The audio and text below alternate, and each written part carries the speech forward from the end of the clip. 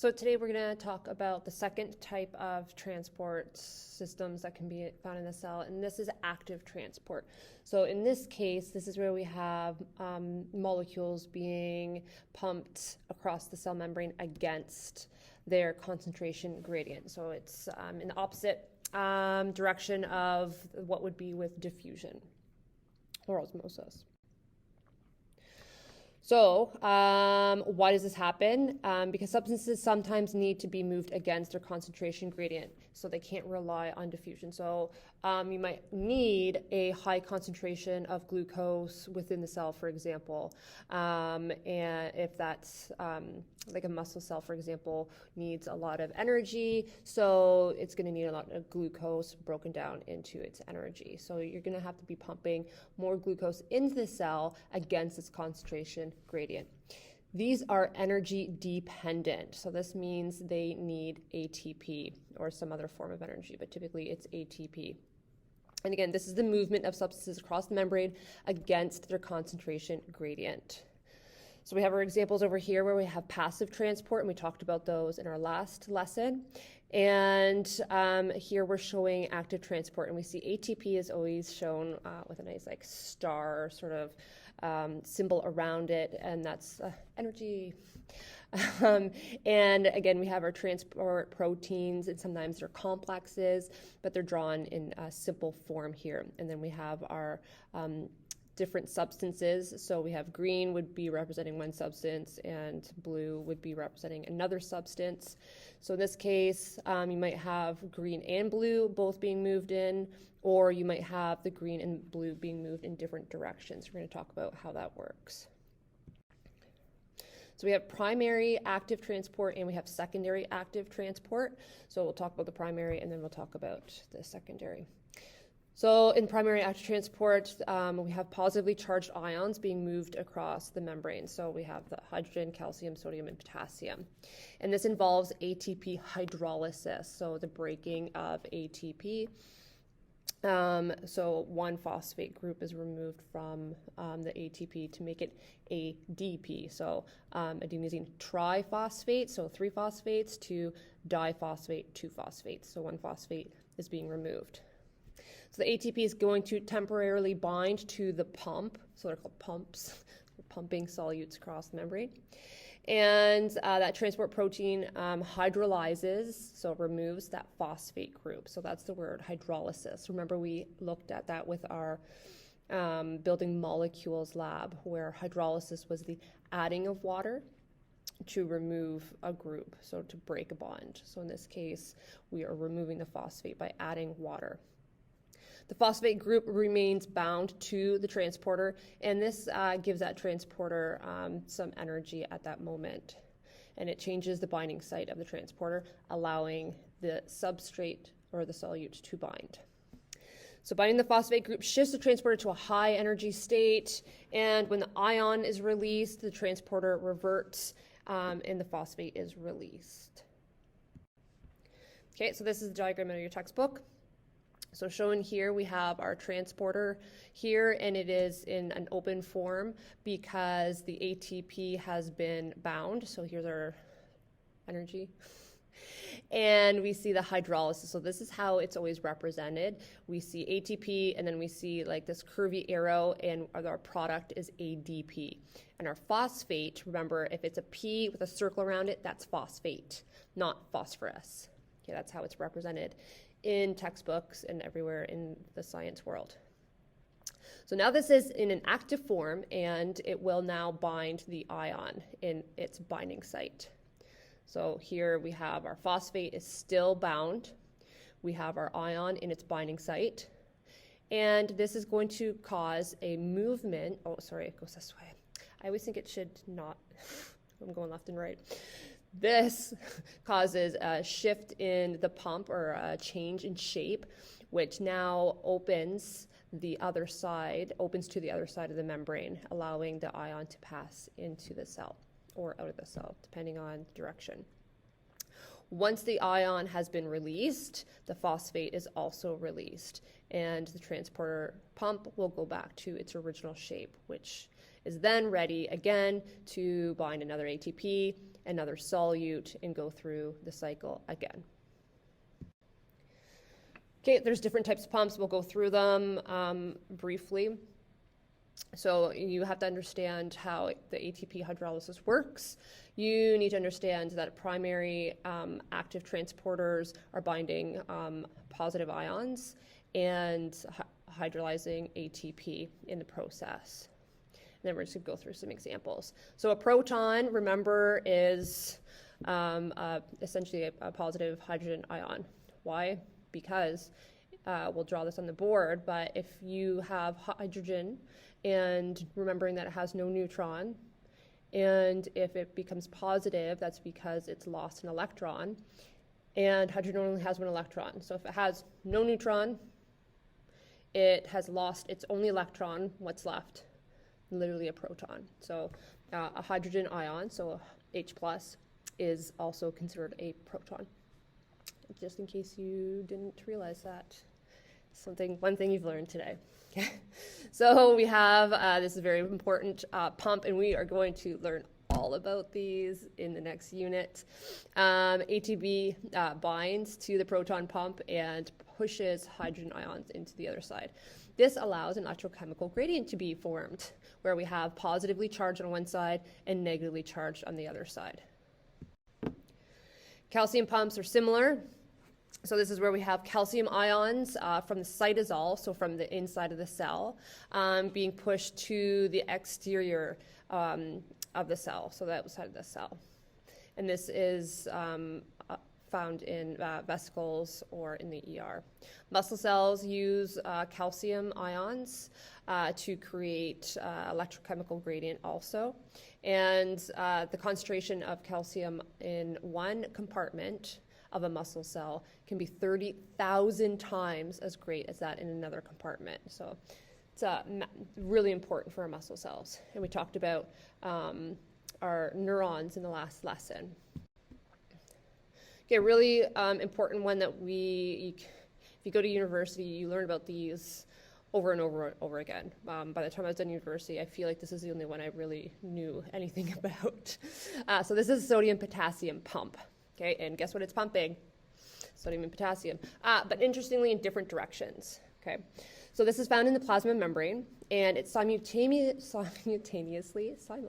pumps 3 sodium ions out of the cell, so 3 positive charges out, and 2 positive charges in, and that's in the form of potassium ions. So 3 out, 2 in. So it's creating, again, an electrochemical gradient because it's going to be more negative charge inside the cell because it's removing 3 positive charges and only bringing 2 back in.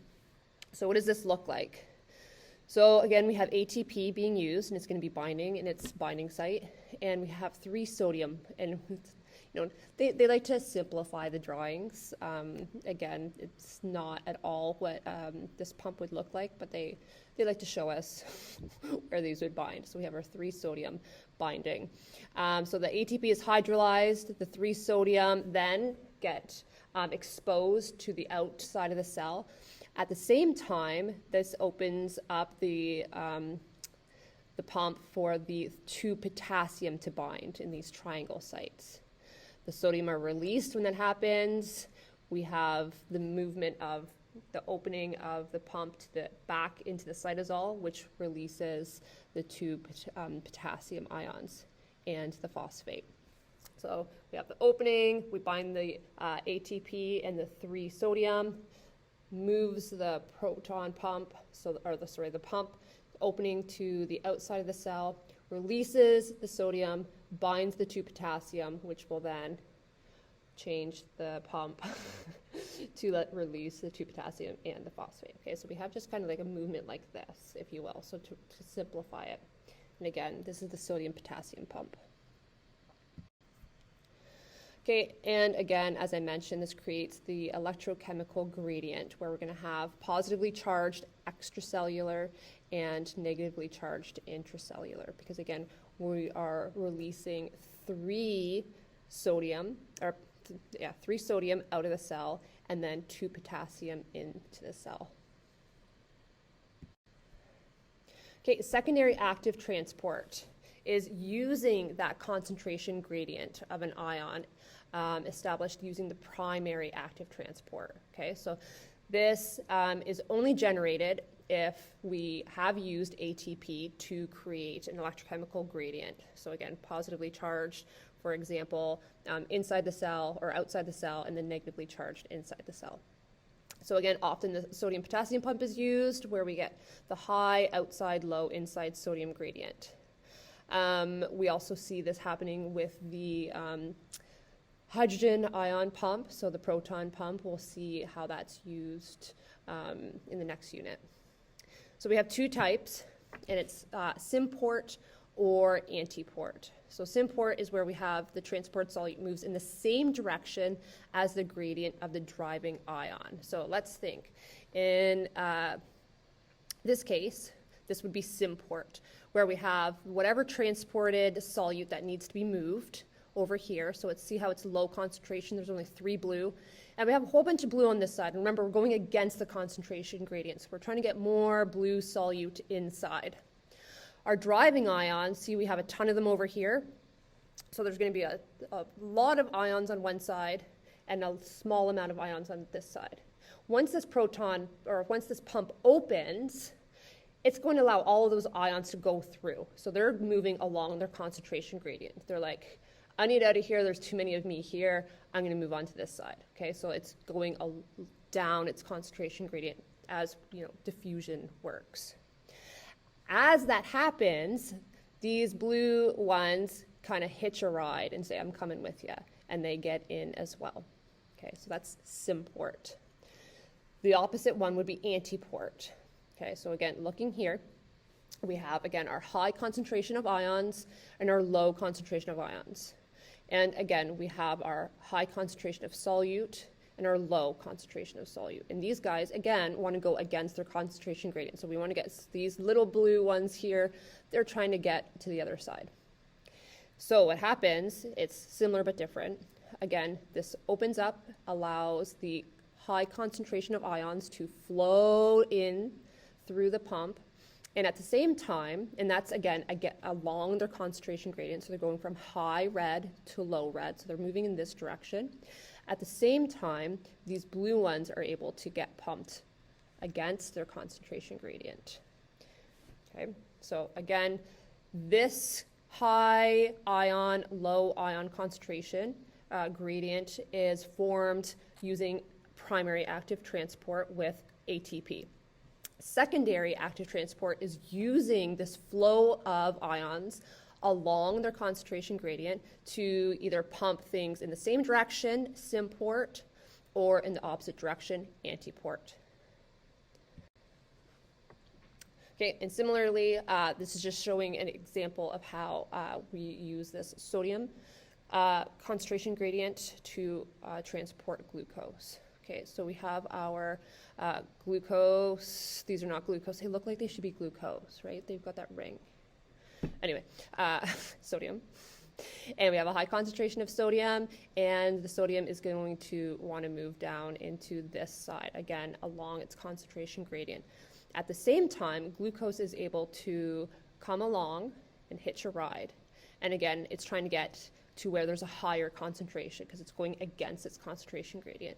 So we have the 2 sodium binding, the glucose is going to bind as well, and we see this kind of flipping of that transporter and dumps the ions along their concentration gradient. They went from high to low, and it brought that glucose from a low to high concentration. So this is considered either symport or antiport. I'm going to ask you tomorrow. Okay, here is a summary. I want you guys to become familiar with this. I'm not going to go through it right now, but just a comparison. This is from your textbook. Okay, this is what I spent 100 years of my life studying, ABC transporters. I'm not going to go into too much detail with questioning you guys about it, but it was my life, so we're going to just talk about it briefly. So these are widespread throughout the kingdom of life. It's the largest and one of the oldest gene families. So it's an ATP binding cassette transporter. So this would be a primary active transporter. It's used to import and export large molecules specifically, so not ions or small things like glucose. Typically, it consists of 2 integral membrane proteins, so there's one, there's the other one, and each have 6 transmembrane segments. So these would all be hydrophobic, and these would be hydrophilic sections. And they bind ATP and hydrolyze ATP for energy. And there is another substrate, there's substrate binding proteins involved here as well. And so we're not going to talk about it. It's just very, it's very close to my heart. It's a very big transporter, but it's important just to remember that it binds ATP, so it's primary. It is moving large molecules, and it's just cool to see how much we know about proteins and their structure just by looking at this. We know that these are all hydrophobic, hydrophilic. It's really neat for you guys to be able to understand that. Okay, lastly, we're going to talk about exocytosis and endocytosis quickly. So the largest molecules that can be transported across a membrane by active or passive transport are about the size of amino acids or monosaccharides. Eukaryotes can use exo and endocytosis to export or import. So this would be export. You can remember exo as in export, get rid of, and endo would be bring in. The export primarily carries secretory proteins and some waste materials. So they're trying to get rid of waste material out of the cell. Or secretory proteins, that's a hard word to say. You can remember the word secrete, so proteins that need to be secreted out of the cell. Both contribute to the flow of portions of actual membranes between the endomembrane system and the plasma membrane. So we don't actually talk about the endomembrane system anymore. The endomembrane system is just any kind of, it's the system between the nucleus, the Golgi apparatus, vesicles, and the cell membrane. Okay, so it's just kind of the movement of vesicles out of the cell. Okay, and this requires energy. So with exocytosis, we have, again, these vesicles that move through the cytosol to the plasma membrane. So here's our vesicle, and it's going to move to the plasma membrane, and it's going to fuse with that membrane and allow whatever needs to be released out of the cell, out of the cell. Okay, so again, we have endocytosis now, which is the opposite. So here we have our solutes that are outside of the cell, and we have water because it's a very aqueous solution. So the membrane will actually just kind of fold in as these solutes move into the membrane system. So we just have like kind of a folding of that membrane. It's really cool, it just kind of folds in.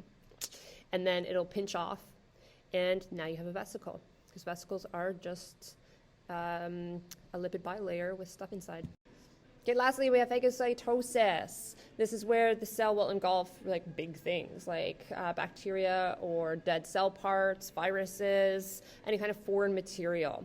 And a really common cell that does this is a macrophage. So this is a type of white blood cell, and this helps fight infection.